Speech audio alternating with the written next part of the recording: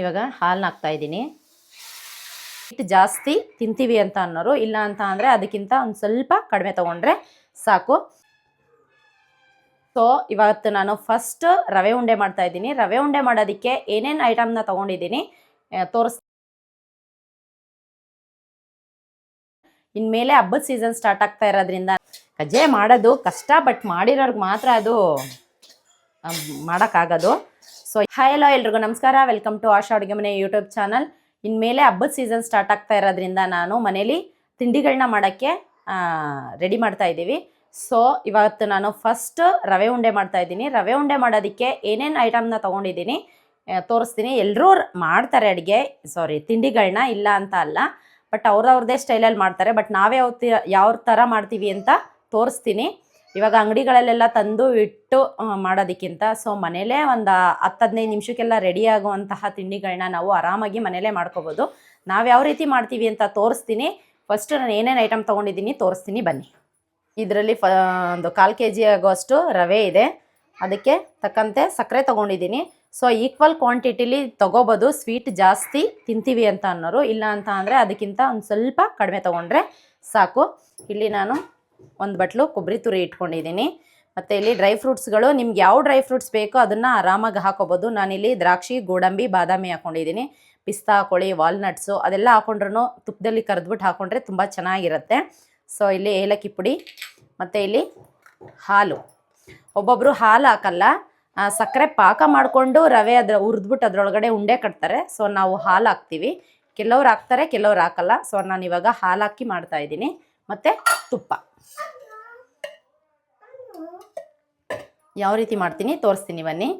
ಸ್ವಲ್ಪ ಖಾಲಿ ಆಗ್ಬಿಟ್ಟದೆ, ನಮ್ಮ ಅವನ ತುಪ್ಪ ತಂಗಿ.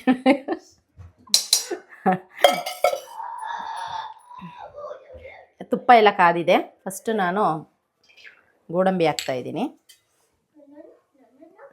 ಬಾದಾಮಿ ಜೊತೆಲೇ ಫ್ರೈ ಮಾಡಿ ಇಟ್ಕೊತೀನಿ. ಇವಾಗ ನಾನು ರವೆ ಹಾಕ್ತಾಯಿದ್ದೀನಿ.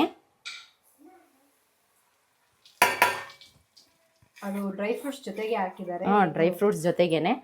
ಮತ್ತು ಅದರಲ್ಲಿ ತುಪ್ಪ ಇನ್ನೊಂದು ಬಟ್ಲಿಗಾಗುತ್ತೆ, ಅದರಲ್ಲಿ ತುಪ್ಪ ಎಲ್ಲ ವೇಸ್ಟ್ ಆಗುತ್ತಲ್ಲ. ಸೊ ಅದಕ್ಕೇ ನಾನು ರವೆನ ಜೊತೆಗೆ ಹಾಕ್ಕೊಂಡು ನೀಟಾಗಿ ಮೀಡಿಯಮ್ ಫ್ಲೇಮಲ್ಲಿ ಇಟ್ಕೊಂಡು ಚೆನ್ನಾಗಿ ಘಮ ಬರೋವರೆಗೂ ಹುರಿಬೇಕು. ಇಲ್ಲ ಅಂತ ಅಂದರೆ ರವೆ ಉಂಡೆ ಕಟ್ಟಿ ಒಟ್ಟವಾಗೂ ಕೂಡ ನೀಟಾಗಿ ಮಿದ್ಸೋಕ್ಕಾಗಲ್ಲ. ಮತ್ತು ಹಸಿ ಅದು ರವೆ ಹಾಗೆ ಸಿಗುತ್ತೆ, ಬೆಂದಿರಲ್ಲ. ಸೊ ಅದಕ್ಕೇ ನೀಟಾಗಿ ಘಮ ಬರೋವರೆಗೂ ಹುರಿಯೋಣ.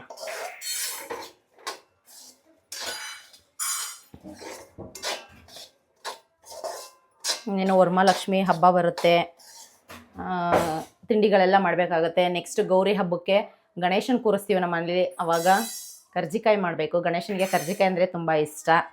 ಮತ್ತು ಅದ್ರ ನೆಕ್ಸ್ಟು ಪಿತೃಪಕ್ಷ ಬರುತ್ತೆ. ಸೊ ಅದಕ್ಕೇ ನಾನು ನೆಕ್ಸ್ಟು ಒಂದೊಂದೇ ತಿಂಡಿಗಳನ್ನ ಮಾಡಿ ಹಾಂ, ಕಜ್ಜಾಯ ಮಾಡೋದು ಕಷ್ಟ, ಬಟ್ ಮಾಡಿರೋರ್ಗೆ ಮಾತ್ರ ಅದು ಮಾಡೋಕ್ಕಾಗೋದು.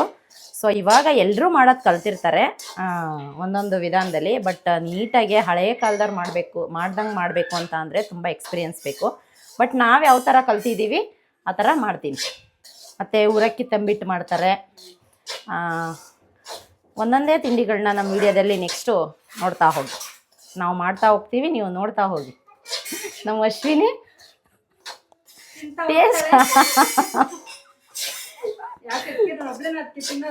ನಿನಗೆ ಟೇಸ್ಟ್ ಮಾಡಕ್ಕೆ ಕೊಡ್ತೀನಿ ಅಂತ ಹೇಳಿದ್ದು. ಅವೆಲ್ಲ ನೀಟಾಗಿ ಫ್ರೈ ಆಗಿದೆ ನೋಡಿ, ಕಂದು ಬಣ್ಣಕ್ಕೆ ಬಂದಿದೆ. ಇದೇ ಟೈಮಲ್ಲಿ ನಾನು ಸಕ್ಕರೆ ಹಾಕ್ತಾಯಿದ್ದೀನಿ. ಸಕ್ಕರೆ ರವೆ ಜೊತೆ ನೀಟಾಗಿ ಬಿಸಿಲೇ ಕರಗಲಿ, ಆವಾಗ ನೀಟಾಗಿ ಉಂಡೆ ಮಾಡೋದು. ಒಬ್ಬೊಬ್ಬರು ಪೌಡ್ರು ಕೂಡ ಮಾಡಿ ಹಾಕ್ತಾರೆ. ಇಲ್ಲ ಅಂತ ಅಂದರೆ ಸಕ್ಕರೆನ ಒಂದೇಳೆ ಪಾಕ ಥರ ಮಾಡಿ ಈ ರವೆನೆಲ್ಲ ಅದಕ್ಕೆ ಹಾಕಿ ಮಿಕ್ಸ್ ಮಾಡಿ ಉಂಡೆನೂ ಕಟ್ಬೋದು. ಬಟ್ ನಾವು ಯಾವಾಗಲೂ ಇದೇ ರೀತಿ ಮಾಡೋದು. ನಮ್ಮ ಅಮ್ಮದಿರು, ನಮ್ಮ ಅಜ್ಜಿದಿರು ಯಾವ ಥರ ಮಾಡ್ತಾಯಿದ್ರು ಅದೇ ಥರ ಅಡುಗೆ ಮಾಡೋದು ಅಲ್ವಾ ಅಶ್ವಿನಿ? ನಾನು ಮಾಡೋದು ನೋಡಿ ನಾನು ಯಾವ ಥರ ಮಾಡ್ತೀನಿ, ಅಶ್ವಿನಿ ಯಾವ ಥರ ಮಾಡೋದು ತಾನೇ ಅಶ್ವಿನಿ? ನಮ್ಮ ಅಜ್ಜಿ ಆಯ್ತು ಅಶ್ವಿನಿ. ನಮ್ಮ ಅಜ್ಜಿನೂ ಚೆನ್ನಾಗಿ ಅಡುಗೆ ಮಾಡ್ತಾರೆ. ನಮ್ಮ ಕೆಂಚಮ್ಮ ಅಜ್ಜಿ ಚಿಕ್ಕಿ ನುಂಡೆ ಚೆನ್ನಾಗಿ ಮಾಡುತ್ತೆ ಪಪ್ಪ. ತಂಬಿಟ್ಟು ಊರಾಕಿ ತಂಬಿಟ್ಟು ತುಂಬ ಇಷ್ಟ ನಮ್ಮ ಮನೆಯವ್ರಿಗೆಲ್ಲ, ಇವ್ರಿಗಂತೂ ಇಷ್ಟ. ಎಸ್ಪೆಷಲಿ ಇದೇ ರವೆ ಉಂಡೆ ನಮ್ಮ ಯಜಮಾನ್ರಿಗೆ ತುಂಬ ಇಷ್ಟ. ಪಪ್ಪ ಯಾವಾಗಲೂ ಕೇಳೋರು, ಇತ್ತೀಚೆಗೆ ಬಿಟ್ಬಿಟ್ಟಿದ್ರು ಮಾಡೋದು. ಕೇಳೋದನ್ನ ನಾನು ಮಾಡ್ತಾ ಇರಲಿಲ್ಲ ಅಂದ್ಬಿಟ್ಟು ಬರೀ ತುರಿ ಹಾಕ್ತಾಯಿದ್ದೀನಿ. ಏನಮ್ಮ ನನ್ನ ಮಗ ಆಶಾ ಅನ್ನೋದು ಕಲ್ತಿ. ಸರಿ, ಏಲಕ್ಕಿ ಪುಡಿ ಹಾಕ್ತಾಯಿದ್ದೀನಿ. ಎಲ್ಲ ನೀಟಾಗಿ ಸ್ವಲ್ಪ ಹುರಿಯೋಣ. ಅದೆಲ್ಲ ಜೊತೆಲಿ ಮಿಕ್ಸ್ ಆದರೆ ಚೆನ್ನಾಗಿರುತ್ತೆ. ಇವಾಗ ಹಾಲನ್ನ ಹಾಕ್ತಾಯಿದ್ದೀನಿ.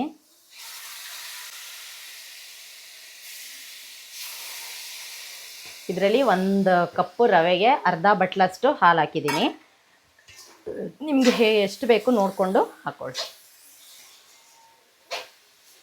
ಮತ್ತು ರವೆ ಸಕ್ಕರೆ ಎಲ್ಲ ನೀಟಾಗಿ ಹೊಂದ್ಕೊಂಡ್ಮೇಲೆ ಉಂಡೆ ಕಟ್ಟೋಣ. ನೋಡಿ ಎಷ್ಟು ಬೇಗ ಆಯಿತು ರವೆ ಉಂಡೆ.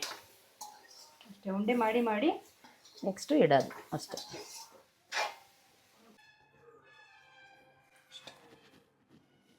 ನೀಟಾಗಿ ನೈಸ್ ಮಾಡಿದ್ರೆ